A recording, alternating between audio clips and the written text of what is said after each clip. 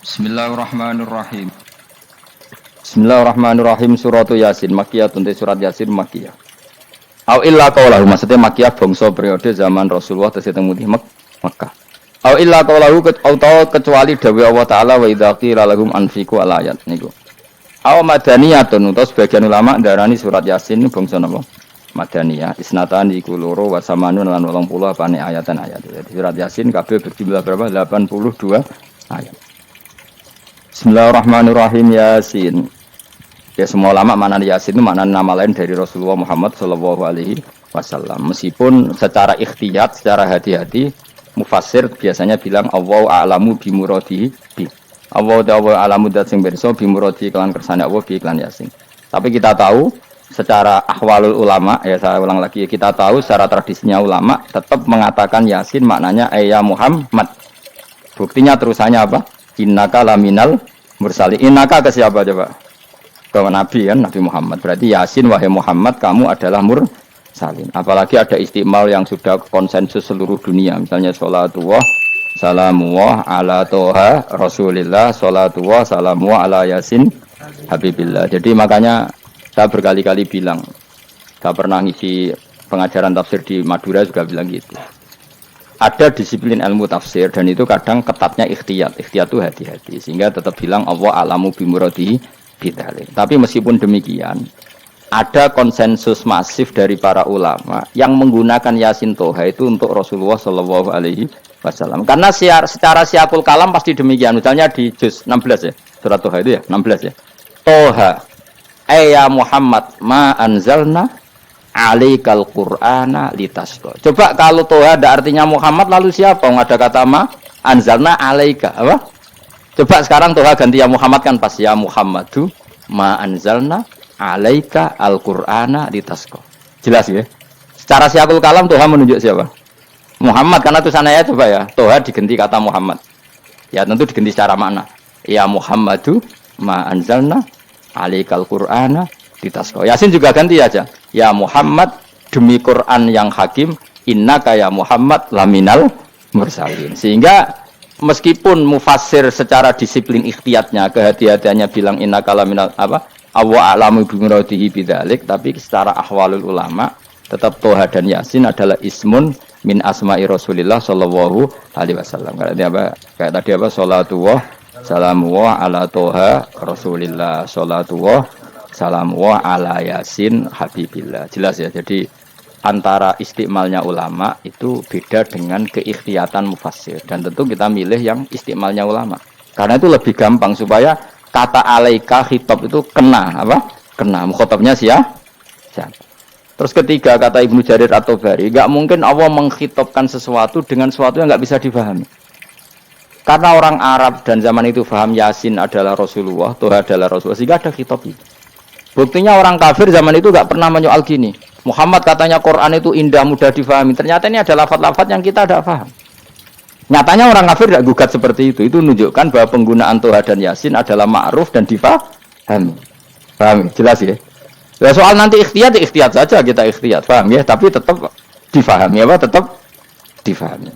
Buktinya jelas kan Toha ma anzalna alaika. Berarti diganti saja apa? Ya Muhammad ma anzalna alaika al-Qur'ana litasqa.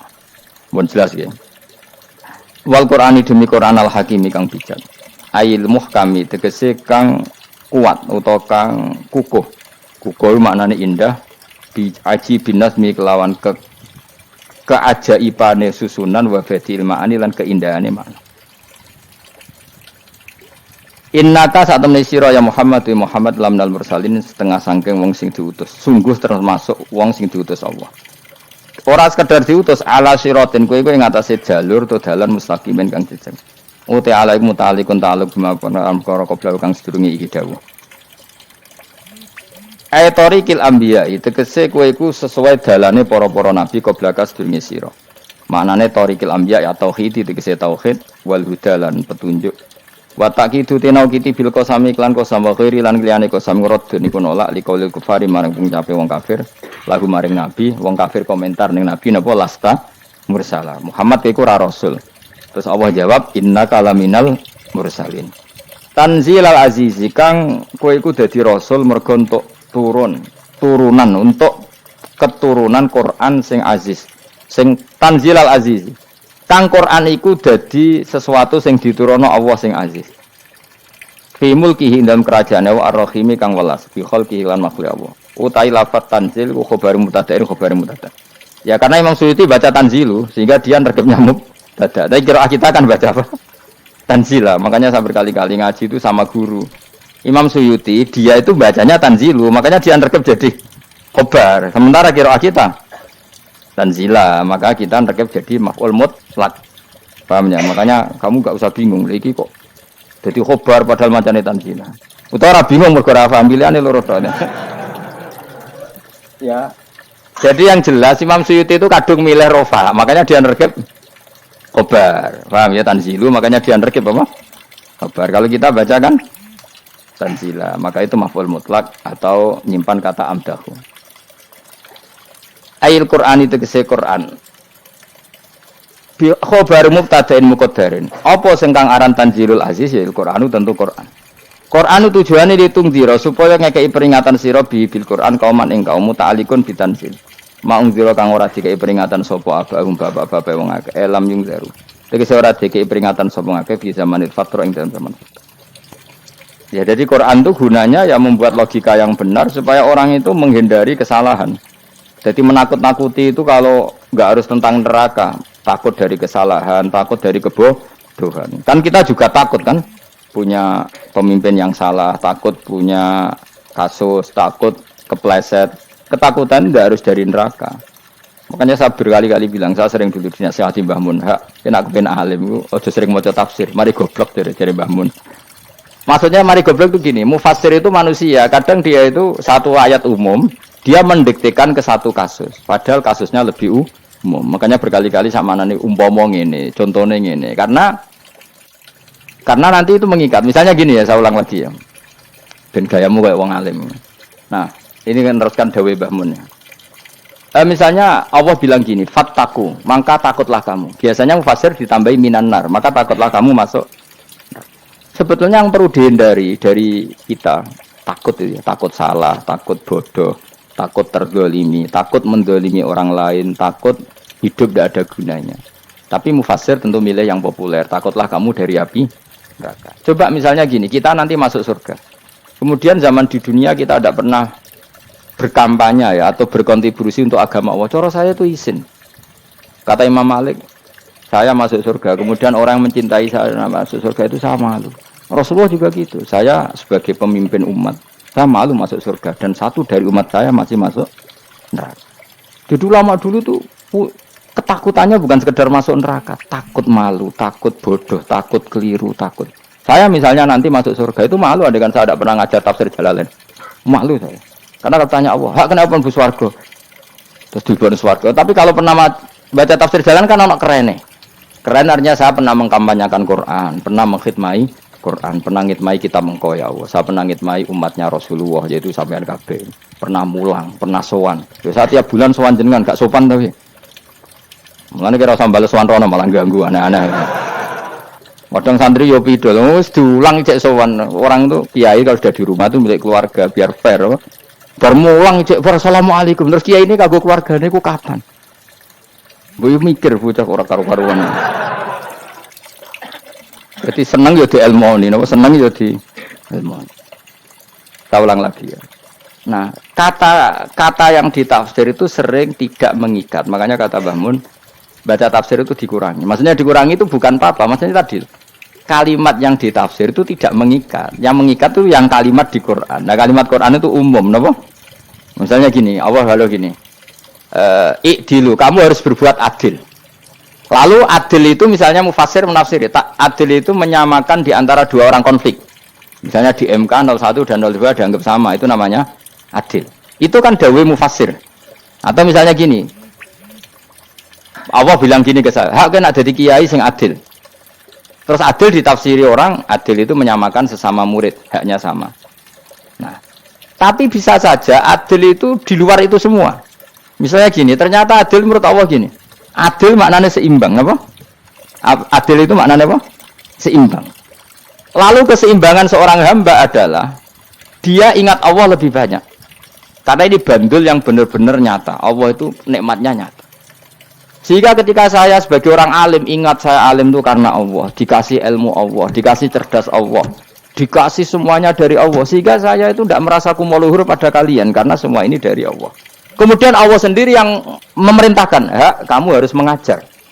Maka saya ada arep-arep salam templek sampeyan, penghormatan sampeyan, apresiasi sampeyan karena saya hubungannya hanya dengan Allah Subhanahu wa Ta'ala. Itu namanya adil, meletakkan sesuatu proporsional. Itu juga adil namanya. Makanya seseorang itu enggak bisa dikatakan abid selagi belum tahu kalau ibadahnya minallah. Jadi misalnya ke ibadah tok. Ternyata kamu yakin itu ibadah kamu, amal kamu itu belum abid. Abid hakikat adalah alhamdulillah alladzi hadana li hada wa ma kunna linahtadiya laula anda tahu. Ketika kita sujud yakin ya Allah alhamdulillah jenengan menakdir saya sujud. Saya salat alhamdulillah engkau menakdir saya salat. Sehingga minallah dulu pikiran itu semua kebesaran kemendahan hari ini minallah dulu. Baru setelah minallah kita yakin billah. Setelah billah juga yakin illallah. Misalnya gini illallah itu. Setelah saya ngajar tafsir Jalalain, kepentingan saya satu. Hamba-hambanya Allah menjadi tambah mencintai Allah. Tidak mencintai saya, enggak penting sampean mencintai saya. Makanya Imam Syafi'i tiap ngajar bilang begini. Wadittu annal khalqa ta'allamu hadal ilma wala yahmadunani. Saya senang kalau kalian belajar fikih sama saya, tapi kamu enggak usah muji saya. Jadikan fikih ini alat taqarrub kamu kepada Allah. Itu namanya minallah wa ilallah. Itu adil. Tapi adil yang dijelaskan ulama beda-beda tadi. Ada mengatakan adil adalah proporsional antara murid, antara keluarga dan murid. Meskipun kamu senang mulang, jangan merantarkan keluarga, itu tidak adil. Itu kan versi, no? Maksudnya Mbah Mun, kamu jangan terjebak versi-versi dalam tafsir. Paham ya? Karena Allah hanya ngedikan i'dilu wa aqrabu. Paham ya? Tapi kan penjelasan adil ini orang versi. Paham ya? Ada yang nulis adil adalah meskipun mimpin masyarakat ya ingat keluarga. Karena sing tukang wayo kan nafsir adil, adil adalah karena laki tidak cukup istri satu maka ayo kan ya repot nanti. Tapi kalau kadung istrinya 3 atau 4, adil adalah harinya sama meskipun janda dan perawan. Jari sing lanang gak adil adalah proporsional. Sing wis suwi dikumpuli dikurangi. Yang baru ditam. Ya mungkin kabeh enggak kalau nuruti. Mungkin enggak. Ya, tapi itu kan versi, nama. Maka kata Mbah Mun itu memang saya itu merasakan, saya sebagai mufassir merasakan memang saya kan sering baca Jalalain beda dengan tafsir Munir, nanti beda dengan tafsir Qurtubi. Saya beri contoh misalnya. Dan kamu pasti salah jawab ini. Kalau kamu benar berarti ya alim tenan. Wa idza darabtum fil ardi falaysa 'alaikum junahun an taqsuru minas shalah. Orang kalau pergi itu boleh enggak ngosor salat? Enggak, jawab saja.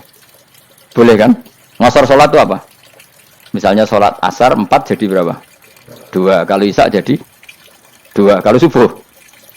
Enggak, sudah maju lah. Maghrib? Enggak, kan yang bisa dikosor hanya berapa? Yang rubaiyah, yang apa? Berarti kamu yakin? Antak suruh minas sholat artinya 4 jadi 2, yakin? Enggak, jawab saja. Yakin. Nah itu termasuk orang pinter. Ya. Berarti ilmu lagi sak trip. Ya? Sebetulnya kata Imam Qurtubi enggak. Ayat itu kan hanya bilang gini, kalau kamu bepergian maka kamu boleh menyendak sholat. Qasru itu memotong. Dari aturan yang dulu 4 menjadi 2. Sebetulnya tidak hanya itu tok. Aturan tidak boleh membawa najis menjadi boleh. Aturan harus tumakninah menjadi tidak harus tumakninah. Misalnya kamu sholat dalam keadaan perang, wajib tumakninah apa boleh sambil lari-lari? Boleh sambil lari-lari. Boleh gak ketika perang kamu sholat sambil menghadap tidak ke kiblat? Boleh. Makanya antak suruh minas sholat maknanya apa? Jika kamu pergi, maka dalam konteks itu kan perang ya. Ayat itu memang konteksnya perang. In khiftum ayyaftinakumul ladzina kafar. Jika kamu dalam keadaan perang, maka boleh memangkas apa yang pernah wajib dalam aturan sholat. Paham ya? 4 menjadi 2. Keharusan menghadap kiblat menjadi tidak wajib. Membawa najis sholat sah enggak? Enggak kan? Tapi kalau dalam perang kemudian pedang kamu ada najisnya, boleh dibawa enggak? Boleh. Jadi maknanya taksuru a'ammu min ayakuna qasra salat wa a'ammu min ayakuna wajibati salat yang sekarang enggak wajib. Semua itu namanya juga meringkas kewajiban. Berarti nak mana nih? Jika kamu dalam keadaan perang maka boleh memangkas sesuatu yang dulu wajib menjadi Tidak wajib. Yang dulu haram menjadi boleh.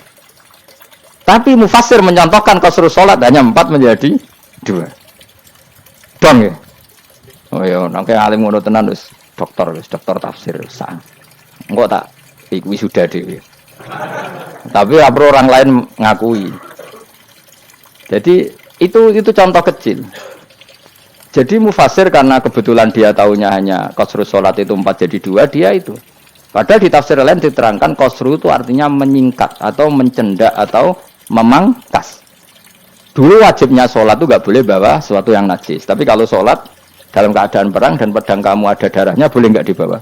Boleh. Bahkan Allah menyuruh dibawa. Dan boleh nggak madhep kiblat. Fa in khiftum farijalan auruk banat lagi fa idza amintum fadhkurullaha kama 'allamakum. Ketika keadaan aman baru sholat sesuai standar. Nah, berarti kan ada qasrus sholat, ada pemangkasan aturan sholat. Kayak misalnya begini. Dalam keadaan normal, boleh nggak kamu motong pohon pisangnya tetangga tanpa izin? Nggak boleh kan? Tapi misalnya ada banjir bandang, kemudian kamu bisa selamat kalau motong itu. Wajib izin apa malah haram izin? Haram izin, harus kamu langsung potong. Karena kalau tanpa begitu kamu dan yang punya wajib meridhoi. Kalau nggak meridhoi disalahkan syarak malah. Paham ya? Jadi ini penyolongan yang wajib. Tapi tak sebab potong kayak ngelangihin, terus gedangnya mbok pangan itu berlebihan. Karena Allah memaklumi hanya untuk ngelangi. Jebule wis menisan lah itu di luar izin syariat apa? Di luar izin syariat. Itu melampaui batas itu. Syaratnya boleh itu ghairu baghi wala adfamani turra itu darurat syaratnya ghairu baghi wala dan tidak boleh melebihi batas. Ora ape ngetok gedangnya jupuk sik. Sing mateng dipangan terus diketok. Ora oleh. Paham jelas ya. Makanya kalau ngaji tafsir ya saya kan berkali-kali ada makna di tafsir Imam Suyuti saya tambahi umpamane ngene. Maksudnya umpama itu supaya contoh itu tidak mengikat. Jadi yang disebut beliau itu satu dari sekian potensi ribuan contoh. Ya kayak tadi misalnya antak suruh minas sholah. Itu umumnya ulama membayangkan qasrus sholat yang 4 jadi 2. Padahal enggak, maknanya meringkas aturan dari wajib menjadi tidak wajib. Bahkan sebagian aturan itu dikatakan haram, tidak haram. Itu tadi misalnya bawa najis atau teman kamu mau dibaca orang kafir, terus kamu bilang, hei hati-hati, itu tidak batal kalau dalam sholat siddatil khauf. Paham ya? Jelas?